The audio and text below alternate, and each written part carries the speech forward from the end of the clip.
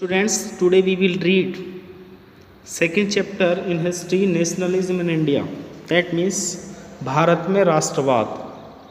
First of all, we need to know what is nationalism. But we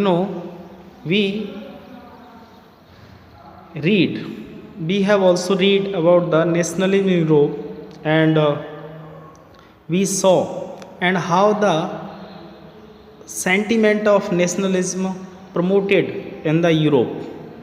But in this chapter we will know how the nationalism promote and spread out in the nation in our country. As you have seen, modern nationalism in Europe came to be associated with the formation of nation states. It also meant a change in people's understanding of who they were and what defined their identity and sense of belonging. New symbols and icons, new songs and ideas forced new links and redefined the boundaries of communities.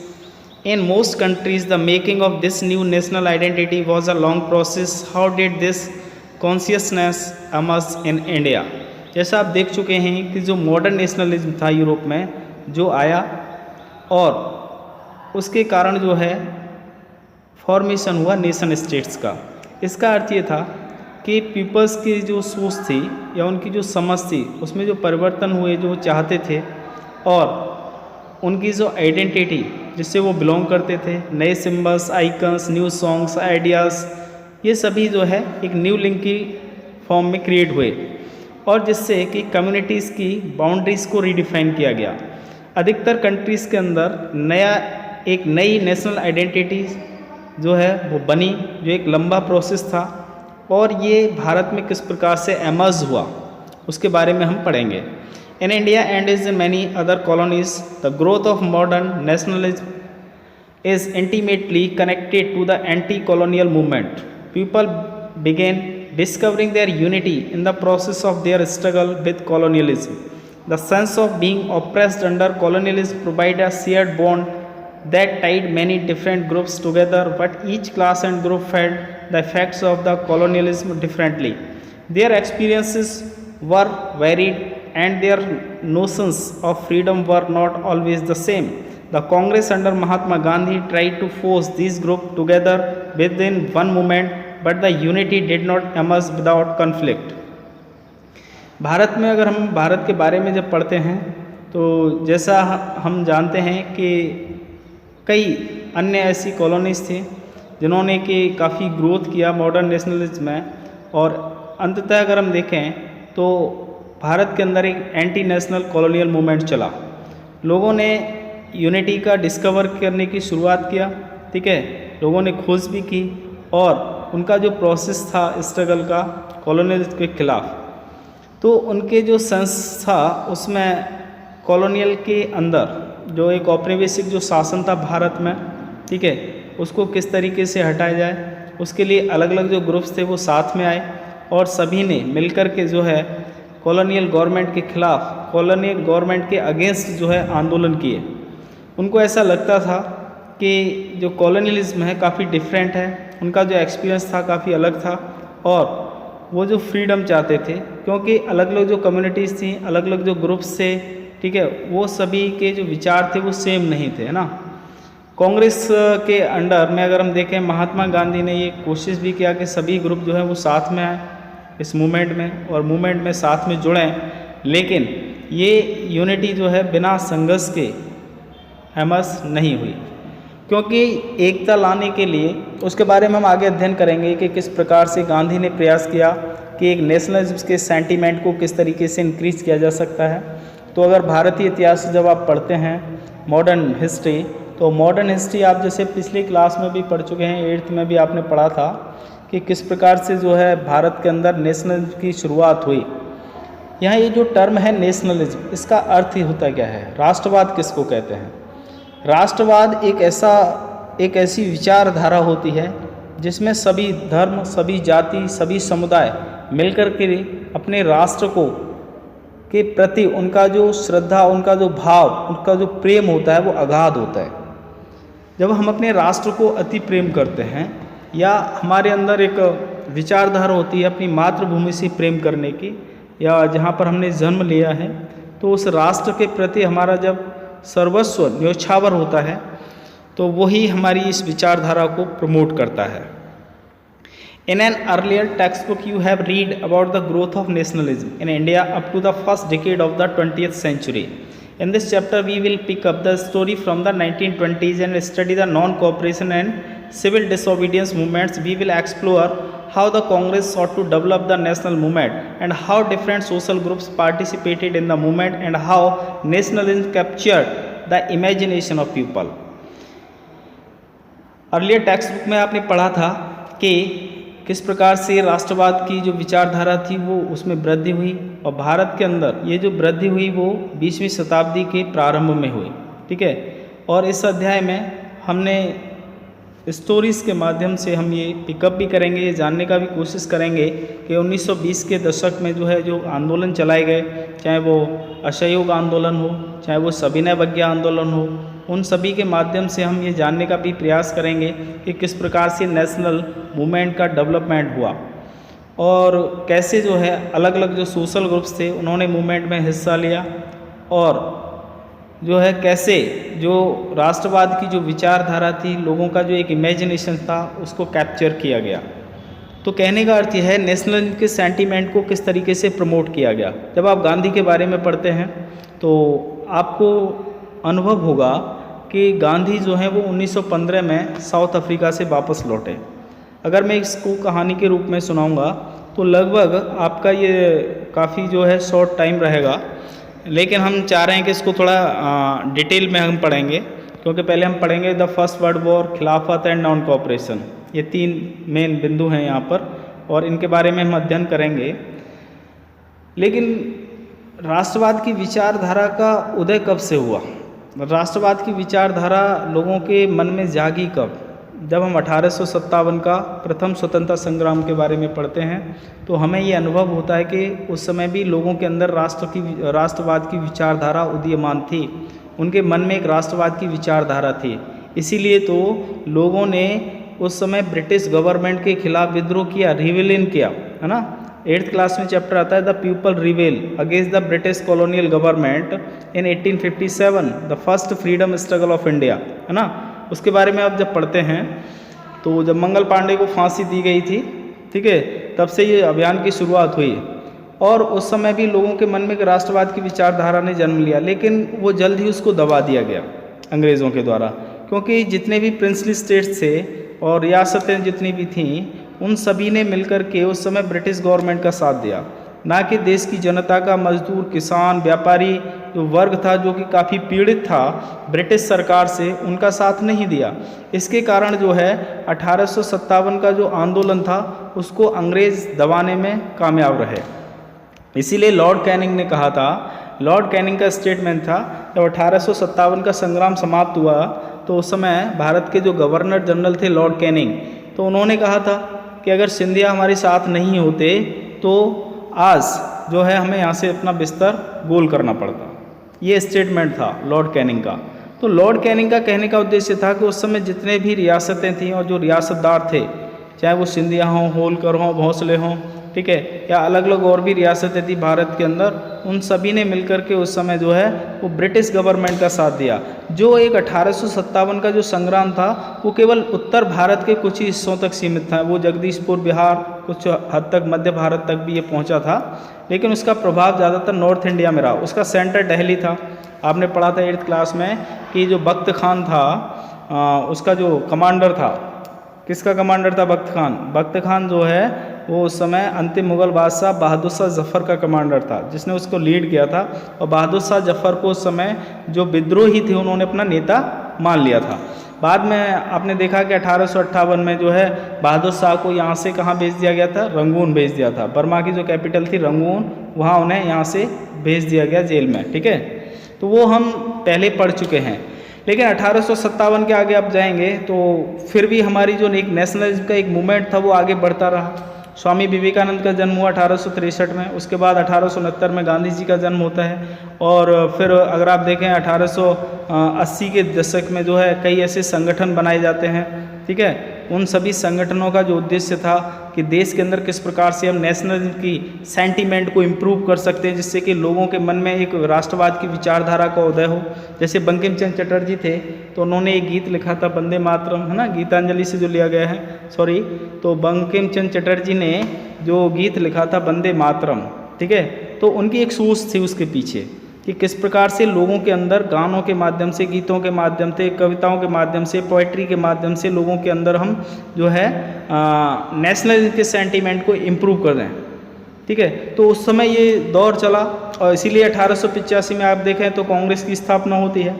Congress की स्थापना एक अंग्रेज़ करता है, लेकिन बाद में वही कांग्रेस जो है वो क्या होती है, इंडियन नेशनल कांग्रेस जो है एक पॉलिटिकल ऑर्गेनाइजेशन बन जाती है और वो कहीं ना कहीं वो राजनीतिक गतिविधियों का केंद्र बन जाती है और फिर धीरे धीरे वो लोग उससे जुड़ने लगते हैं और वही कांग्रेस जो है मेन पॉलिटिकल पार्टी बनती है जो कि फ्रीडम स्ट्रगल को लीड करती है।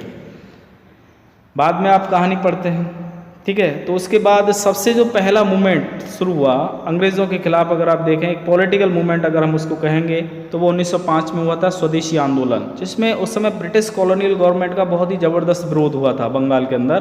बंगाल कलकत्ता में जो है स्वदेशी आंदोलन की शुरुआत हुई थी। तो उसके बाद जो है अंग्रेज़ों को, क्योंकि स्वदेशी आंदोलन चलाने का जो मुख्य उद्देश्य था, क्योंकि उस समय के जो गवर्नर जनरल थे लॉर्ड कर्जन ने बंगाल का विभाजन किया था, पार्टीशन ऑफ बंगाल, है ना। बंगाल का जो पार्टीशन हुआ था वो रिलीजियस बेस पर हुआ था, यानी हिंदू और मुस्लिम के आधार पर। पूर्वी जो बंगाल था, जिसे आज हम बांग्लादेश कहते हैं, ठीक है, वो मुस्लिम बाहुल्य क्षेत्र था और जो पश्चिम बंगाल था, जो वेस्ट बंगाल, वो हिंदू बाहुल्य क्षेत्र था। तो उसके आधार पर दोनों का डिवीज़न हुआ। तो उसका विरोध करने के लिए स्वदेशी मूवमेंट शुरू हुआ था और जब स्वदेशी मूवमेंट शुरू हुआ तो उसमें किसान, मजदूर, व्यापारी, एक आम जनमानस उसके साथ जुड़ा और उस समय के जो लीडर्स थे उन्होंने उसको प्रॉपरली लीड किया, उसका नेतृत्व किया। उसमें बंगाल के जो लीडर्स थे, बनर्जी थे, है ना, वो उसका मेन जो है उसको लीड कर रहे थे उस समय, ठीक है ना। तो कई ऐसे नेता थे जिन्होंने उस समय लीड किया। उसके बाद अगर आप देखें तो 1906 में मुस्लिम लीग का गठन हुआ था ढाका के अंदर। आगा खान जो थे उन्होंने मुस्लिम लीग बनाया था, है ना। तो मुस्लिम लीग बना 1906 में। 1907 में सूरत कॉन्फ्रेंस हुआ और सूरत कॉन्फ्रेंस में जो है कांग्रेस का विघटन हुआ। कांग्रेस दो पार्ट्स में डिवाइड हो गई थी, क्योंकि अंग्रेज़ों की पॉलिसी थी डिवाइड एंड रूल की पॉलिसी कि किसी भी तरीके से इनको तोड़ना है और तभी हम इन पे ज़्यादा लंबे समय तक शासन कर पाएंगे। तो नेशनलिज्म का जो सिख सेंटीमेंट था लोगों के अंदर, उस विचारधारा को प्रमोट किया गया था। सबसे अधिक जो प्रमोशन उसको किया गया उस सेंटीमेंट को, तो उसमें बाल गंगाधर तिलक का नाम आता है। आपने पढ़ा है लाल बाल पाल के बारे में, लाला लाजपत राय, बिपिन चंद्र पाल, बाल गंगाधर तिलक, ये तीनों ही एक्सट्रीमिस्ट ग्रुप के मेन लीडर्स थे, है ना। इनको कहा जाता था, अगर हम देखें तो दो दल होते थे, एक गरम दल और एक नरम दल। तो जो गरम दल, जिसको एक्सट्रीमिस्ट ग्रुप कहते थे, उनके मेन लीडर्स जो थे लाल बाल पाल, उन्होंने उस समय इसको बहुत ही ज़्यादा प्रमोट किया कि किस प्रकार से हम नेशनलिज्म के सेंटीमेंट को प्रमोट कर सकते हैं, लोगों के अंदर उस विचार को कैसे जागृत कर सकते हैं। तो बाल गंगाधर तिलक ने उस समय शिवाजी उत्सव की शुरुआत की, गणेशोत्सव की शुरुआत की, ठीक है, महाराष्ट्र के अंदर आज भी गणेश उत्सव मनाया जाता है महाराष्ट्र के अंदर, आप देख रहे हैं, है ना। तो ये सब जो है वो एक लोगों के अंदर किस प्रकार से हम जो है राष्ट्रवाद की विचारधारा को आगे प्रमोट करें, जिससे कि लोग जो है वो राष्ट्र के साथ जुड़ें, राष्ट्र के प्रति उनका प्रेम हो, अपनी मातृभूमि के प्रति वो अपने प्राण भी दे दें, तभी तो वो असली राष्ट्रवाद कहा जाएगा। वही तो राष्ट्रवाद है, ठीक है। घर में बैठ करके या 15 अगस्त या 26 जनवरी को हम झंडा फहरा देते हैं और स्वीट खा लें तो वही राष्ट्रवाद नहीं होता है। राष्ट्रवाद का मतलब ये है कि जब हमें अपने राष्ट्र के प्रति हमारा जो प्रेम है, हमारी जो श्रद्धा है, हमारा जो भाव है, वो लगातार बढ़ता रहे, तभी हम अपने राष्ट्र को ऊंचाइयों पर ले जा सकते हैं। तो ये प्रक्रिया काफ़ी लंबी चली उस समय। तो बहुत सारे ऐसे लीडर्स थे, है ना। 1908 में अगर पढ़ते हैं, खुदीराम बोस ने को फांसी दी गई थी। काफ़ी यंगेस्ट जो है ना वो रिवॉल्यूशनरी थे खुदीराम बोस, जब उनको फांसी दी गई। 1911 में क्या हुआ, 1911 में दिल्ली दरबार का आयोजन हुआ था। तो उस दिल्ली दरबार के आयोजन में बंगाल विभाजन को रद्द किया गया था। लॉर्ड हॉर्डिंग जो थे उस समय तो उन्होंने उसको क्या किया, रद्द करवा दिया था। तो 1911 में ही कलकत्ता से दिल्ली राजधानी भारत की बनी, ठीक है कि नहीं। और उसके बाद फिर आता 1914। 1913 में गदर पार्टी की स्थापना हुई थी, गदर पार्टी के, है ना, जिसमें लाला हरदयाल और भी कई लीडर्स थे। गदर पार्टी के नेता थे लाला हरदयाल मेनली। 1914 में फर्स्ट वर्ल्ड वॉर शुरू हुआ। 1914 से लेकर 1918 तक फर्स्ट वर्ल्ड वॉर चलता है। और उस फर्स्ट वर्ल्ड वॉर में क्या क्या हुआ था, ठीक है, प्रथम विश्व युद्ध, उसके बारे में ही हम अध्ययन करेंगे, है ना। और 1915 में फिर गांधी जी साउथ अफ्रीका से वापस लौटे। तो ये मैंने कुछ आपको पिछले हिस्ट्री के जो मेन कंटेंट्स थे उनको रिव्यू किया, है ना, कि कौन कौन सी घटनाएं जो हैं उससे पहले हुई थी, जिससे कि भारत के अंदर एक नेशनलिज्म सेंटीमेंट को प्रमोट किया जा सकता है ना। तो फर्स्ट वर्ल्ड वॉर जो हुआ in the year after 1919, we see the national movement spreading to new areas, incorporating new social groups and developing new modes of struggle. How do we understand these developments, what implications did they have, ठीक है। 1919 के साल के बाद, है ना, बाद में क्या हुआ, जैसा हमने देखा कि जो नेशनल मूवमेंट था वो फैला नए क्षेत्रों में, नए सामाजिक समूह बने, है ना, और जो स्ट्रगल के वो नए मोड्स के रूप में डेवलप हुआ। और हम इन डेवलपमेंट को कैसे समझते हैं ना, और क्या इम्प्लीकेशंस थे। First of all, the war created a new economic and political situation. It lead to a huge increase in defense expenditure, which was financed by war loans and increasing taxes. Custom duties were raised and income tax introduced. Through the war years, prices increased, doubling between 1913 and 1918, leading to extreme hardship for the common people. Blazes were called upon to supply soldiers, and the forced recruitment in rural areas caused widespread anger. Then in 1918-19 and 1920-21, crops failed in many parts of India, resulting in acute shortage of food. This was accompanied by an influenza epidemic. According to the census of 1921, 12 to 13 million people perished as a result of famines and the epidemic. तो सबसे पहले अगर हम देखें जो war create हुआ था उससे क्या है, एक नया आर्थिक और राजनीतिक स्थिति बनी। इससे एक ज़्यादा जो है डिफेंस जो एक्सपेंडिचर होता था उसको काफ़ी जो है वो इंक्रीज़ हुआ, काफ़ी बढ़ा। उससे जो फाइनेंस था वो भी बढ़ा, वॉर लोन्स भी, है ना, इंक्रीज हुए, टैक्स भी बढ़े, कस्टम ड्यूटीज़, है ना, उनमें भी वृद्धि हुई, और इनकम टैक्स को इंट्रोड्यूस किया गया, है ना। और ये जो वर्ष थे जिसमें प्राइस इंक्रीज हुए तो लगभग डबल हो गए। तो 1913 से लेकर 1918 के बीच जो प्राइसेस थे वो कैसे हो गए, डबल हो गए, ठीक है। और उससे क्या है, जो सामान्य लोग थे उनके लिए काफ़ी मुश्किल हो गया था। गांव जो कि सोल्जर्स सप्लाई करने के लिए उनको जाना जाता था, अब वो फोर्स्ड रिक्रूटमेंट बन गए, है ना, रूरल एरियाज़ में जहाँ पे ज़्यादातर गुस्सा होता था। 1918, 1920, 21 में जो क्रॉप्स थी वो फेल हो गई। भारत के ज़्यादातर हिस्सों में जो है ना फसल नष्ट हो चुकी थी। उसका परिणाम क्या हुआ कि खाने की कमी हो गई, है ना। और उसका जो है प्रभाव ये हुआ कि एपिडेमिक, जैसे हम बोलते हैं ना, महामारी फैल गई। और 1921 की सेंसस के अनुसार 12 से 13 मिलियन जो लोग थे, है ना, वो फैमिन के कारण जो है प्रभावित हुए, है ना, और महामारी के कारण प्रभावित हुए, अकाल महामारी, है ना। People hoped that their hardship would end after the war was over, but that did not happen. At this stage, a new leader appeared and suggested a new mode of struggle. तो लोगों को ये आशा थी कि ये जो कुछ कठिनाइयाँ वो फेस कर रहे हैं उनका अंत होगा और वॉर जब ख़त्म हो जाएगा, है ना। लेकिन ऐसा नहीं हुआ। उसी स्टेज पर कुछ नए लीडर्स अपीयर किए और उन्होंने सजेशन दिए और संघर्ष का एक नया मोड बना, ठीक है। तो सबसे पहला आता है आपका द आइडिया ऑफ सत्याग्रह, सत्याग्रह का विचार। सत्याग्रह का जो विचार है वो कैसे आया, क्योंकि 9 जनवरी 1915 को जब गांधी साउथ अफ्रीका से वापस लौटे, ठीक है, तो उनका बड़ा जोरदार स्वागत किया ब्रिटिश गवर्नमेंट ने, क्योंकि वहाँ भी उन्होंने जो है सत्याग्रह का प्रयोग किया था साउथ अफ्रीका के अंदर। क्योंकि हमने 9th क्लास में पढ़ा है, क्योंकि वहाँ पे रेशियल डिस्क्रिमिनेशन था, तो गांधी भी वहाँ जो रेशियल डिस्क्रिमिनेशन का शिकार हुए थे, तो उन्होंने वहाँ सत्याग्रह का पहला प्रयोग किया था और उसमें लगभग सफल भी रहे। लेकिन जब गांधी वापस लौटे 1915 में, उसका एक इम्पैक्ट ये रहा कि 1916 में जो है ना लखनऊ पैक्ट होता है, और लखनऊ पैक्ट में कांग्रेस और मुस्लिम लीग वापस से मिल जाते हैं। और उसके बाद 1917 में एक किसान, राजकुमार नाम का जो किसान था बिहार चंपारण का, वो गांधी जी से भेंट करता है और गांधी जी से आग्रह करता है कि वो चंपारण में आए, क्योंकि उस समय वहाँ के जो किसान थे वो नील की खेती करते थे और सरकार जो थी उनको सही दाम नहीं देती थी और उनको नील की खेती करने के लिए जो है उनके ऊपर दबाव डालती थी और उनको सस्ते दामों में नील को खरीदती थी। तो गांधी जी चंपारण गए और 1917 में उन्होंने सबसे पहले चंपारण के अंदर जो है सत्याग्रह किया था।